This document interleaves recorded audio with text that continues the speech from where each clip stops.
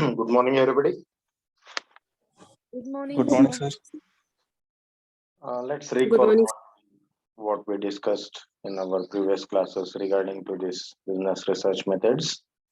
We started with the definition of research, which talks about of defining and redefining the problems, as well as formulating hypotheses and suggesting the solutions by collecting, organizing, and evaluating the data, thereby making deductions and reaching to the conclusions. This is what the definition we discussed. And later, we went to the objectives of research. There we have seen different types of research like exploratory research, descriptive research, diagnostic, and hypothesis testing or causal relationship with objectives of gaining familiarity, insights, background, as well as going in-depth analysis and then developing the relationship.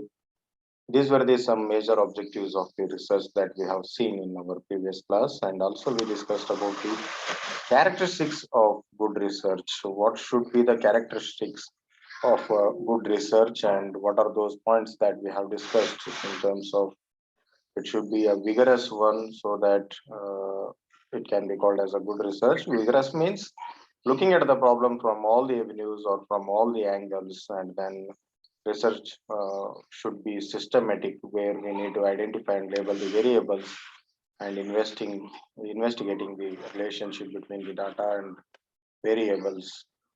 Then it should be reductive, means it should take the individual event and establishing the general relationship, and it should there should be a logical relationship between the research process or research steps, and it should be replicable as it can be recorded and enabling others for testing the findings of the research. And objective is not affected by the researcher own views, beliefs, or what they might want to find from the study, means we should not be predetermined or prejudices and halo effect. It should be free from all the bias and partiality, so that the researcher should be impartial and unbiased, neutral kind of a balanced person should be there for doing the research. These were the things that we have discussed in our previous classes. Now we'll move towards the official definition of business research.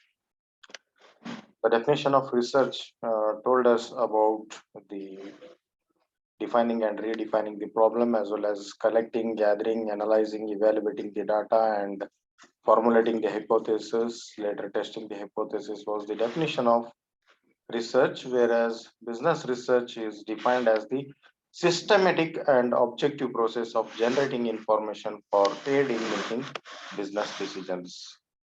A very simple definition I'm bringing for all of you, that a business research can be defined as a systematic and objective process.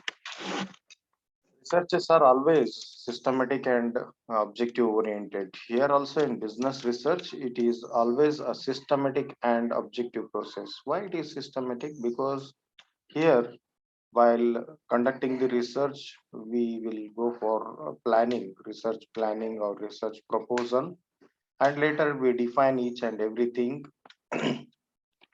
There will be set of rules and regulations that a researcher has to adhere for unbiased research, as well as the objective of the research should be of generating a lot of information, maybe enormous information, valuable information, precious information, which can give some hints or clues to the decision maker, or it may help in taking the business decisions for the decision makers in the organization. So in sum, I would like to tell you a very simple understanding that it's a systematic and objective process of generating information. So generating information is not a big thing, as we all in general think that, sir, we have several sources of data, from that we can obtain the information and uh, take a decision.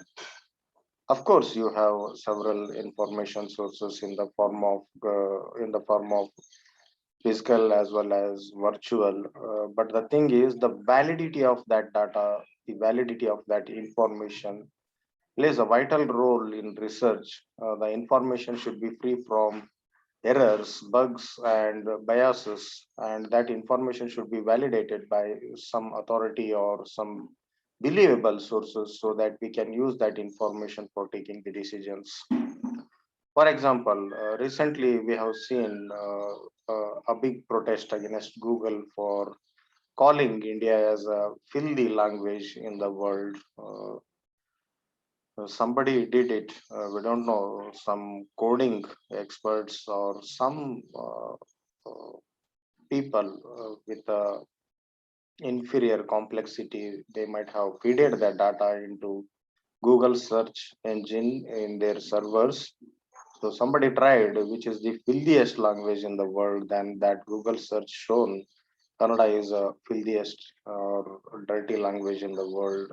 Uh, Look it from the research point of view. You wanted to know which is the dirty language or filthiest language in the world, and you searched it in the Google, and Google provided you that information. But that information is totally false. How can you call a language which is having a 3,000 years of history and classical language status given by the central government, and moreover, you know about more about the language, but the source which you have uh, approached for getting this information didn't give you valid information.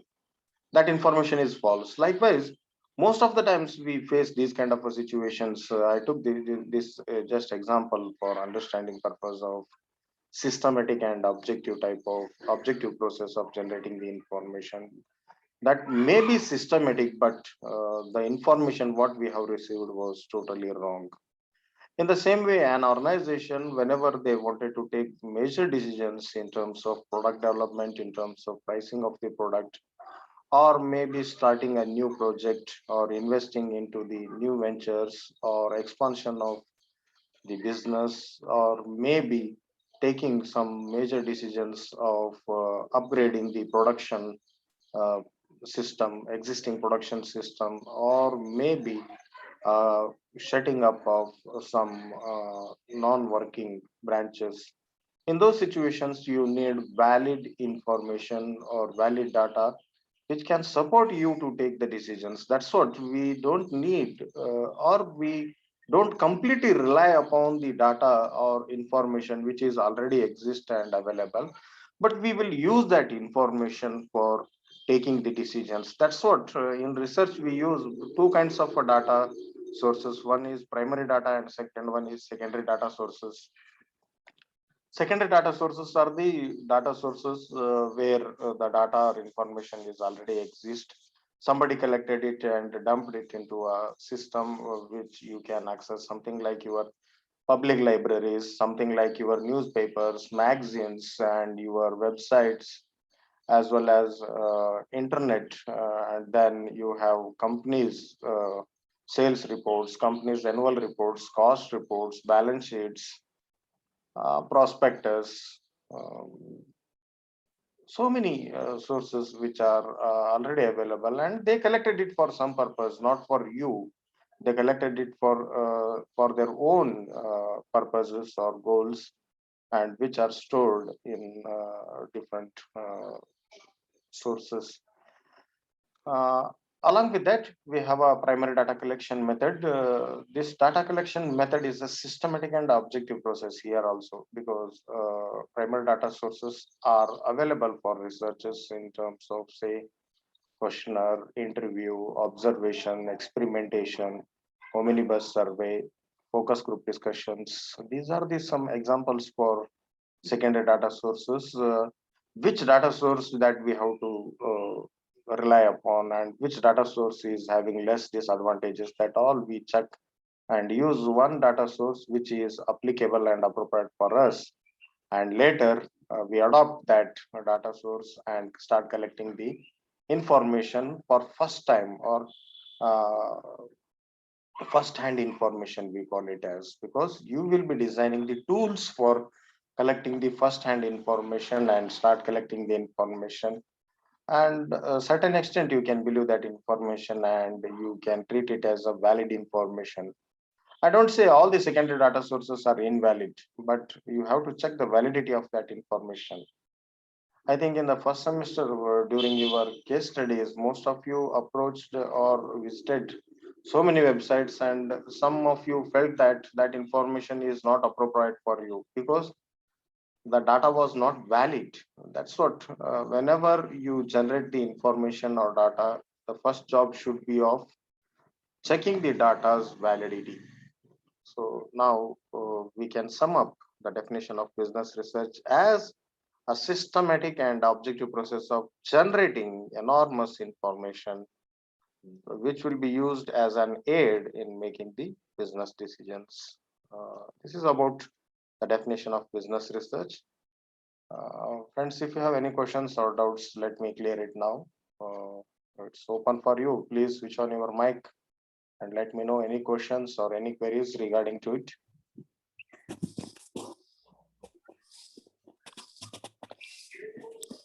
No doubt, sir. No, sir. No, sir. No, sir. No, sir. Then shall I move ahead? Yes, sir. Yes, sir. Yes, sir. Fine, then we'll go to the next slide.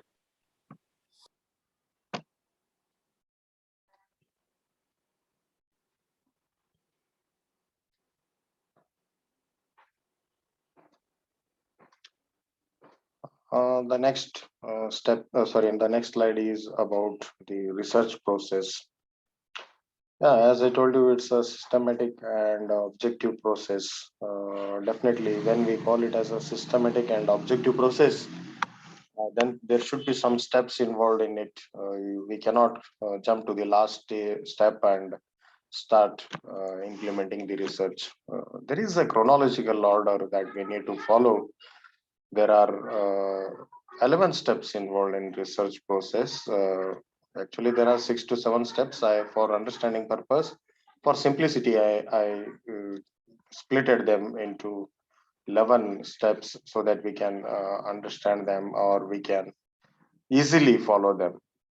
The first step is establishing the need for research. Then we have a second step is defining the problem. And the third step is establishing research objectives. And fourth one is determining research design. And fifth one is identifying information types and sources. And sixth one is determining methods of accessing data. And seventh one, designing data collection forms. Eighth is determining sample plan and size. And ninth one is collecting data. 10, analyzing the data. And finally, the 11th step is about preparing and presenting the final report. When I read these all steps, most of us felt that what is there? It's very simple, simply following these steps and conducting a research and submitting a report. Yeah, it looks and it sounds very simple, but when you involve in this, you will start understanding the complexity of research as well as difficulties in doing the research. The first step, establishing the need for research. So in the first step itself, as an organization or as a business, we need to establish the need for research.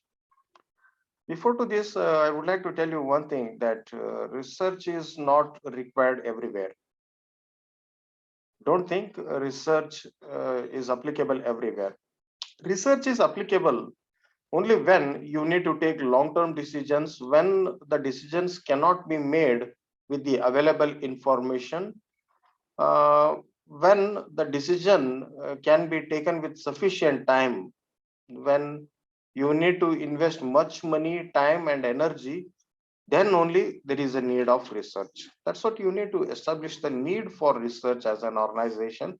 Why do you want research? What is the need of conducting the research or approaching for a research process? That we need to clarify at this stage by writing or by defining the need for research. Something like some of us have conducted some researches about two-wheelers, four-wheelers, about showrooms, about so many businesses. At that time, there is a part included in your research methodology that we write there, need for the study.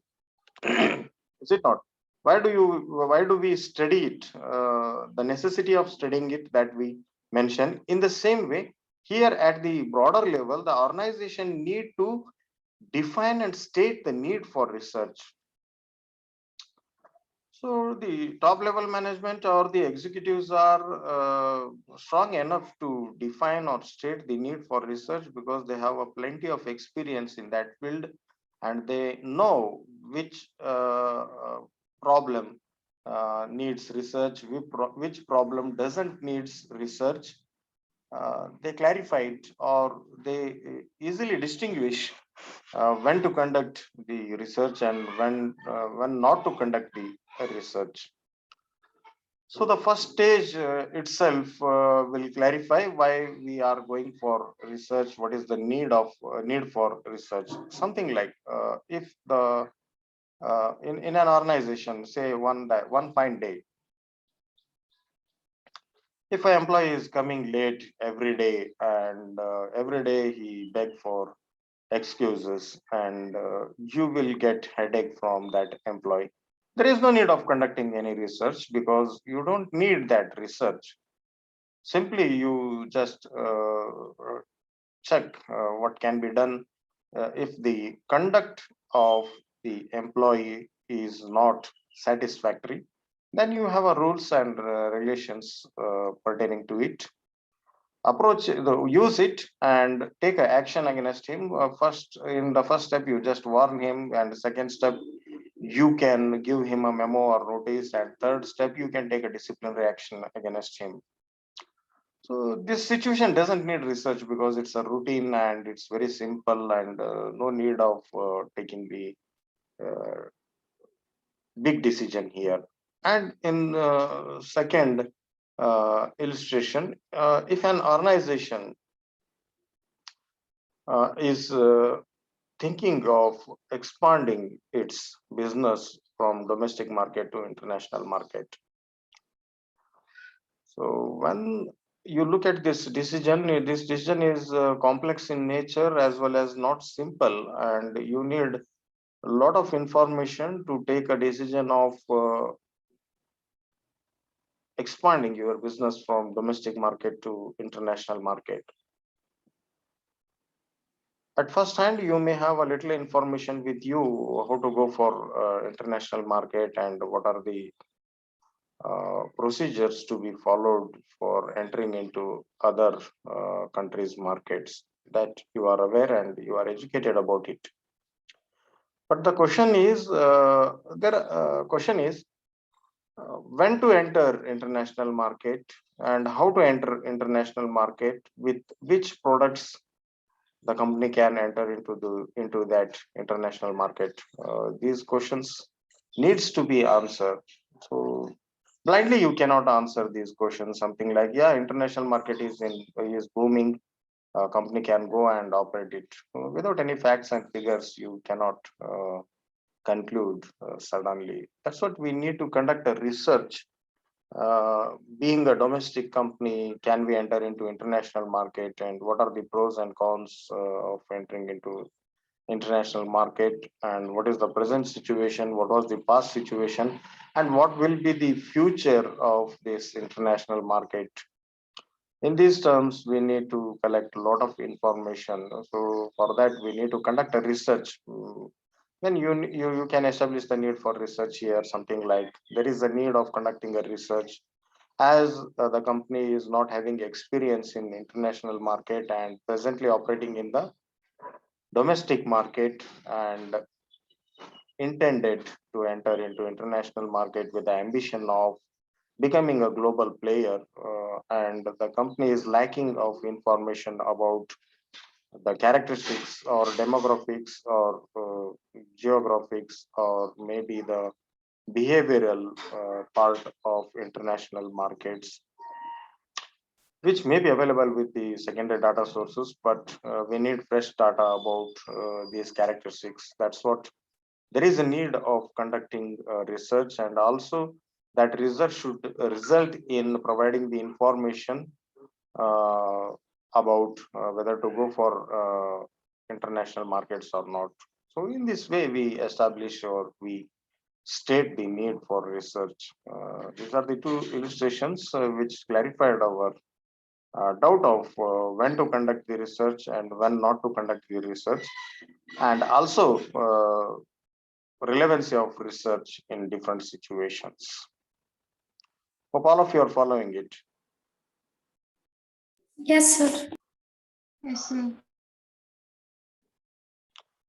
Fine then, defining the problem. So all of you, please concentrate now, because it's a very important step in the research process and the official first step of the research process itself. Though the establishing the need for research is a first step, but defining the problem is considered as a first step, as it is the duty of the researcher, whereas establishing the need for research is the duty of the company or the organization, concerned people.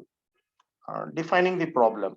So in our business research, from the business research perspective, defining the problem is always a challenging task for any businessman, sorry, any researcher, because as it is a difficult task and requires a lot of skills in viewing as well as uh, knowing the symptoms and understanding them, diagnosing it in a right way, and finally defining it in a right way. Here in our business research methods, we have two types of problems. One is management problem and another is research problem. What is this management problem and what is the research problem? Let me tell you clearly. The management problem, as a researcher, say all of us have taken some researches for different organizations, and we are now associated with those companies for having some background as well as insights about the problem. So what we all of us will do is, in this step of defining the problem, is first we will collect secondary data sources about that company. So we'll go for internet and collect the information about that company, maybe company profile as well as the product and services that they are dealing, the financial status, human resources that they are using, their market, their customer, their competitors, in which industry they are operating, and how about that industry growth rate, industry's fluctuations, what is the global developments are taking place related to their industry, and what is happening at the national level, what is happening at the state level, and what is happening at the ground level. All this information, whichever is available with us, we will take and uh, keep it as a base for our research. And later, often we visit to that company or organization to get much information so that we get sharper. That's what while defining the research definition, I told you one example of how doctor diagnose the disease. He will not jump to the conclusion by just seeing your face that you are suffering from fever or you are suffering from some other diseases.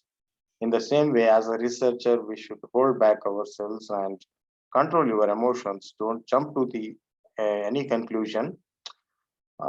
Be cool and calm and go slow and steady. One in a first visit, the researcher will go to the organization and inspect the process which is taking place in the organization, start from the production department to all the departments, visiting all the departments and collecting the information, what is going on, what went, and what will be the future plans. Likewise, each and every department visits will generate a lot of information for the research, and later the researcher will go to that decision maker who called this researcher for conducting a research. In the first stage, the researcher will start asking the questions to the decision maker. What's your problem and why do you want research? Then the decision maker may say that nowadays we are not getting the sales, especially in last two consecutive financial years. The sales is drastically coming down, and I'm not understanding why the sales is coming down and what are the reasons. Though I uh, went through this situation and collected a lot of information, I'm unable to understand why the sales is coming down, though the product quality is good, though we have a good distribution channel members and our sales executives are also good, and our image is also good. Image in the sense product image or maybe the company image or goodwill is also good. Sales is declining. That's the problem he expresses in front of researcher. Dear friends, I may ask you all to select one company or organization, and as a group, you need to conduct a research for this subject, project work in the form of project work. At that time, you need to do the same thing, that first you collect the ground level information and later often visiting to the industries or companies or organizations and collect information from them. Then later you have to have a chat or conversation with the decision maker or the responsible person inside the organization. They will not tell you it as a management problem, because management problem, the term or the word is a technical term which we use in our business research methods. Nobody knows it, nobody understand it outside, in the outside world, most of us, not nobody. But you need to treat it as a management problem, means how management defines it or what management thought of it is called as management problem. Whether it's a true or false, whether it's a right or wrong, that's immaterial right now. But you need to extract, you need to make the decision makers to express what is happening with them, what is the problem that they are facing. In a first visit, they may not open up. In a second visit, they may not open. In a third visit, fourth visit, fifth visit, likewise, you need to make several attempts. And once he will open, so being a researcher, it's your skill or it's your duty to extract those problems or those shortfalls which they may express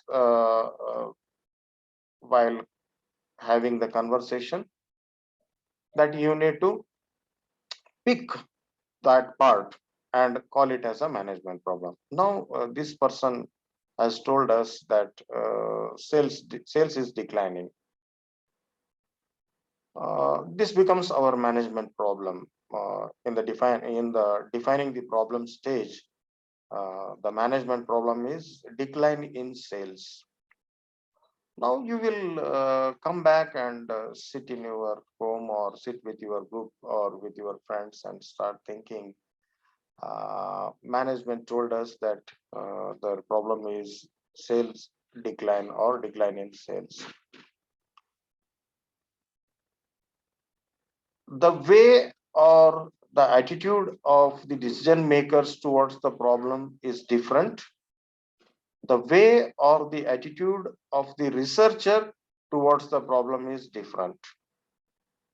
Please remember these two sentences, that your view and attitude as a researcher is different. Their view or attitude towards the problem is different. You need to see that management problem first. Decline in sales. Fine. Based upon their sales reports, they expressed that there is a decline in sales. Fine. Anybody can make this kind of a comment on any statement. It needs common sense. Don't need any special sense to realize it. Is it not? But as a researcher, you need to be special. You need to be different from general and common people.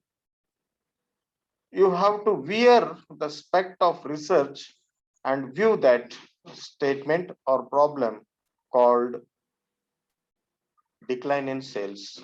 Now you start asking yourselves as why there is a decline in sales.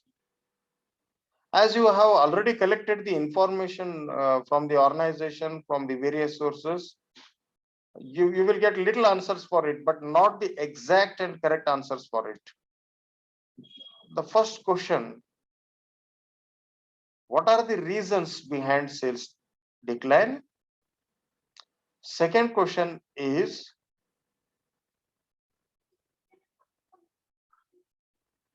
does the product quality matches the customer expectation? Third one, does the pricing of the product is favorable to the customers? Third one, are the distribution channel members sincerely pushing the product? Fourth one, what is the competition intensity level in the market? Fifth one, which are the promotional activities that the company is using, and are they effective one, which can attract or pursue the customers and retain the customers for a longer period of time? Sixth one, are the sales executives effective as well as efficient? Next question, whether there is a need of changing the packaging or labeling of the product. Next question, whether the product technology is suitable for present generation. So these all questions you started asking yourselves to answer the question sales decline. See, as a manager, he found the problem as decline in sales with his managerial skills. As a researcher, you need to come out with these kind of questions with your research skills. That's what I told you, it as a art as well as science. Research is a art as well as a science, so that every researcher should have this art as well as scientific mind of generating the questions for that problem. If you come up with these kind of questions and then think about it, you will find some constructs in it. The first one is customer satisfaction. Second one is efficiency of sales executives. Third one is attitude and perception of the customers towards the product. Fourth one, customer opinion about the pricing. Fourth one, effectiveness of advertisements. Using any one of these construct, you can formulate a research problem in the form of a statement. So these all belongs to different aspects. One belongs to product, one belongs to price, one belongs to place, one belongs to promotion, one belongs to sales executive, and one belongs to customer satisfaction. Now, which area you would like to conduct a research? If you go for customer satisfaction, then definitely all these aspects can involve in customer satisfaction. You will start measuring the customer satisfaction by asking them about the product, price, place, promotion, competition, and their expectation, their opinion, their feedback about the entire company, about the products. Now we will keep, or we will select customer satisfaction as a construct for our research problem. Using this construct, now we have to develop a research problem with meaning, unbiased, neutral statement which can address the management problem. Hope you are following what exactly I am telling and how I am linking these all questions and construct to the management problem. This can be done in the group by brainstorming. Now we got that construct customer satisfaction. You cannot say research problem as customer satisfaction. If you say like that, there is no meaning, there is nothing behind it, nothing in front of it. There should be some other wordings which can give you a meaningful sentence. Something like a study on customer satisfaction towards XYZ company at Bagalkot.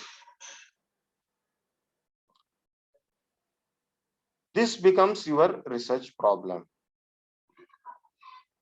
So what I did is I look at the management problem and generated so many questions on that management problem, used those questions and identified the correct construct which will help me in developing a research problem or formulating the research problem, and used that construct and stated the research problem in a meaningful way in the form of a study of customer satisfaction level towards XYZ company in Bagalkot. Now start comparing your management problem and research problem. Let me know from your side, does the research problem called study of customer satisfaction level towards that company will solve the problem of decline in sales? How many of you agree that this problem, research problem, will address and solve the management problem?